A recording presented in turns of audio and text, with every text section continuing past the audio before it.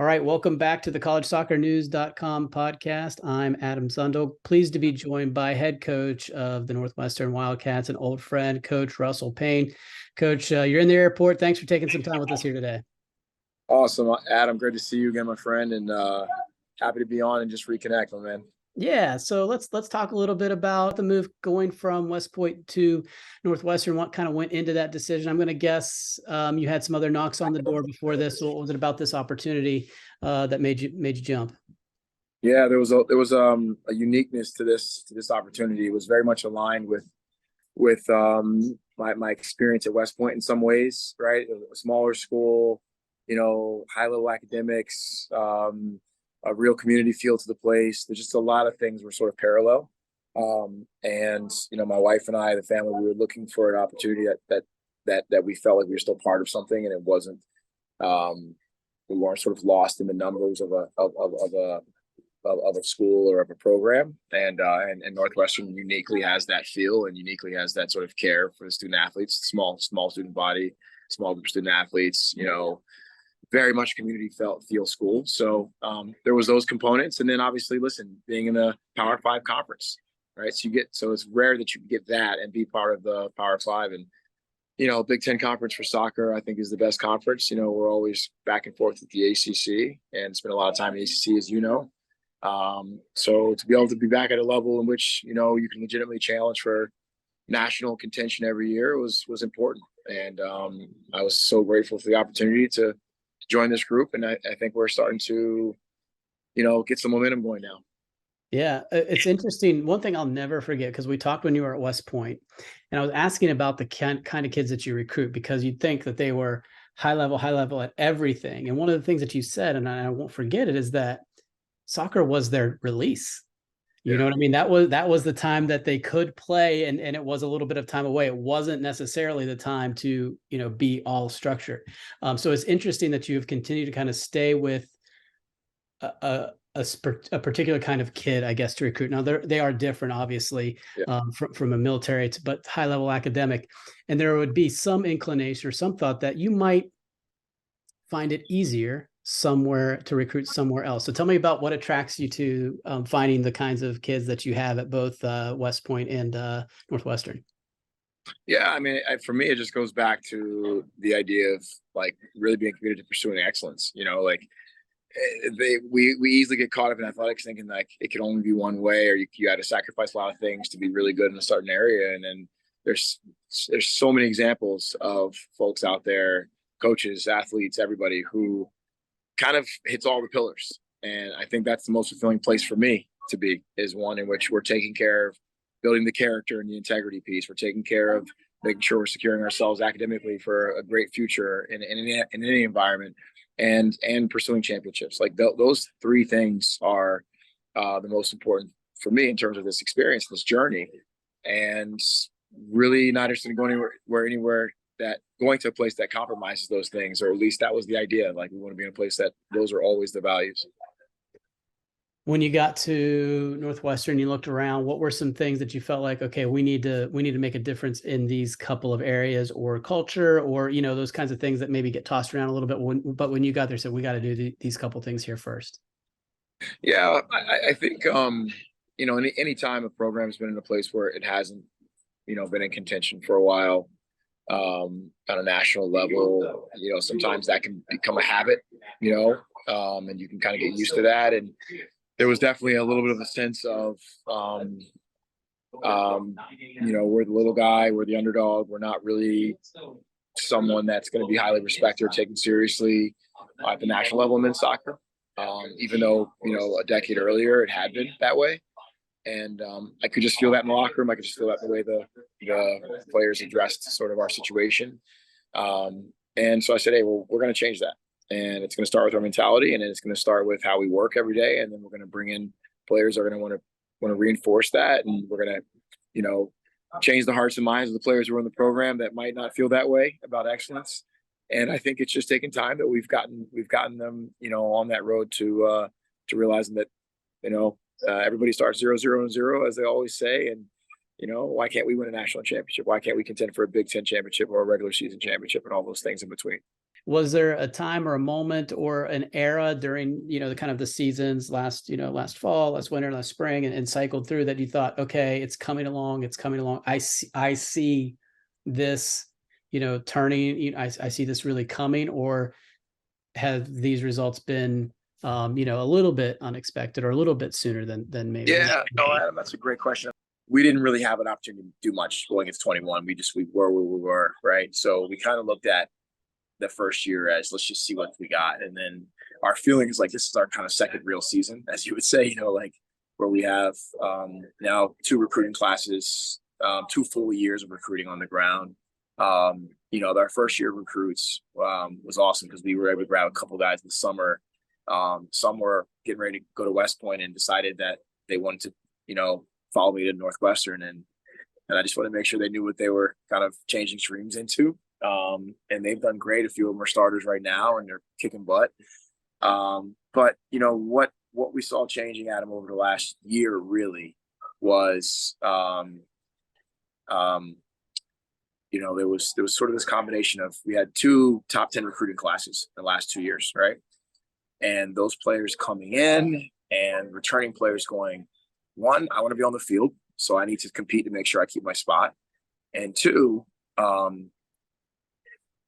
what we were doing, we're seeing some things happening. We're seeing, ourselves in games a little better, in positions in games where we could potentially win games, even though we weren't, or we tied a lot of games last year. In the spring, there was just this sense of like growth from player to player. A lot of it came in a leadership standpoint of players owning their own like development, owning their own, sort of attitudes and training and those kind of things that like we always talk about out in the world of sports. But when you really see them happening, you're going, these guys are competing. Like you can see it at practice, and they're fighting for the ball, and they're owning the exercise, they're owning the tactics. Like you can see them taking it from the coaches and being like, I got this. That was the really first time we saw it was this spring, like, consistently. And I thought to myself, wow, this is good. Like next year is going to be fun. If this is what it's going to look like, it's going to be fun. Now you sprinkle in some new pieces. I think we really benefited from some senior leadership this year. I mean, we really have. A couple of grad students have come in and given us a lot of that boost, and a couple of guys who are just a year older. And I tell you, man, they just enjoy each other. Like it doesn't feel like work. I'll tell you that. Like they are working their butts off and they're smiling and they do it, which you're going, okay, yeah, I'm just going to let this happen, Who are some of those guys? Because I think when you're in those moments, you can be the coach and you can say it all you want, but it's got to be kind of self-led or kind of locker room led. Who are some of those people or players that everyone that's bought into you, and then in turn everybody else buys into them, and then you and so on? Who are some of those guys that have helped lead the way? I mean, listen, we've got 3 captains this year. Ron Brown is a senior, originally from Israel. Obviously been supporting him really closely over this last week. But he was not part of our recruiting classes. He was here when I got here.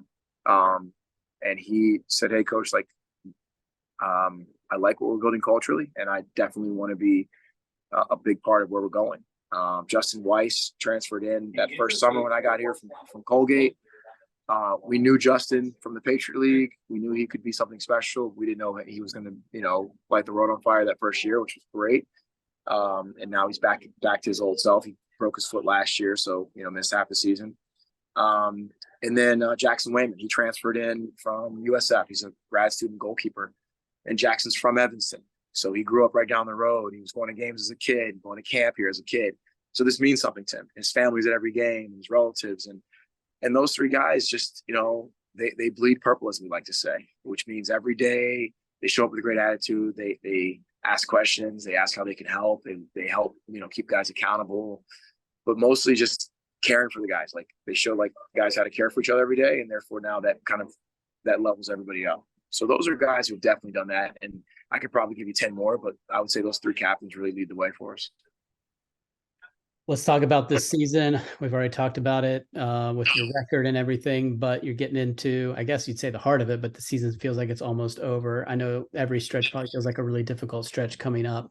You're obviously getting ready to play Penn State, but give me a thumbnail about what you've liked about your team so far, and what are still some challenges, regardless of opponent, that you guys are trying to tackle here, on a regular basis? Yeah, I mean, what I've liked so far this season is that the guys are finding ways to score goals, and they're doing it. And what I mean by that is they're finding ways to score goals um, in combinations with each other. If you've looked up, you've seen our forwards have actually created assists for each other consistently now in the last second half of the season. And that's been fun to watch when you see forwards finding each other, looking up and being selfless in those moments, especially in the box where they could easily take the shot themselves. Justin Weiss has seven assists. I mean, I'm sure he'd rather have 13 goals, but he's so happy with 6 goals and 7 assists. Like he's like, hey, the guys are winning and I'm making plays. That's been really fun to watch. The way the guys have taken pride in our box defending and getting back behind the ball to defend the box. So we highlighted at the beginning of the season, just kind of started organically. It was just 2 games in a row. My assistant coach, Christian Witkowski, associate coach Christian Witkowski, just circled on our video software, had circled and followed a player that sprinted 60 yards and recovered defensively and showed it to the guys, I guess, kind of a post-game reflection. He was like, this is a great mentality. This is exactly what we're looking for. And then did it again the next game. And then the guys start coming up to us going, hey, can I be next? Because I sprinted last game. And so now every game somebody gets that little circle. And but now it's hard to pick that guy out because everybody's doing it together. And so those kind of things just they're organic, by nature, and you find them as a coach, and then you feed them to the players. So we always like to say, like, our team is coach fed but player led, So we just keep feeding them and reinforcing them all the good things they're doing because they don't always see it. And then they take it themselves and go, we're going to keep doing that. So passing amongst the forwards, getting back on defense quickly, blocking shots, blocking the top of the box. We try to tell the guys, like, defend our halfway line first, which defends our half, then defend the top of our box, which defends our goal. And then lastly, defend the goal line, right? That's that kind of those 3 pieces. And they've just kind of taken that mentality. And it sounds kind of simple and elementary, but so are sports, and sometimes if you can boil things down, it can make sense. So there's been that. And then just identity wise, Adam, like, we want to be kind of that dual threat team where if you give us too much space, we can pass balls through you. If you try to press us too high, we're going to put the ball behind you with speed and with athletes. And who wants to play against that? Right. So that's what we try to bring every game, like a little bit of that sort of balance. And it's not been easy. You got smart coaches out there that neutralize things, but the way I tell our guys, for 90 minutes, if we do that for 90 minutes, there's going to be some cracks in anybody's armor, and we just got to find them. You've been through a lot of deep tournament runs. You've seen it. Does that and can that continue to travel as it gets colder? People are playing a little bit tighter. Goals are at a premium. Can that continue to travel along with you during the season, or are you going to have to kind of rethink and adjust and adapt as the season goes on? I think one of the things that's important as you go into later season is your identity, and sticking with what is an effective way to create scoring chances, and knowing that this is college soccer. We're not in the pros. And what I mean by that is there's very little to any teams that are complete in every position for 90 minutes. Just like college basketball, players miss shots, right? In college basketball, they're going to miss shots. In college soccer, players lose the ball. That's the equivalent of missing a shot. It's like passes go errant, players have bad touches. Every now and again, you get one of those games where somebody's just good for 90 minutes and they don't make very many mistakes. But most of the time, there's transitions.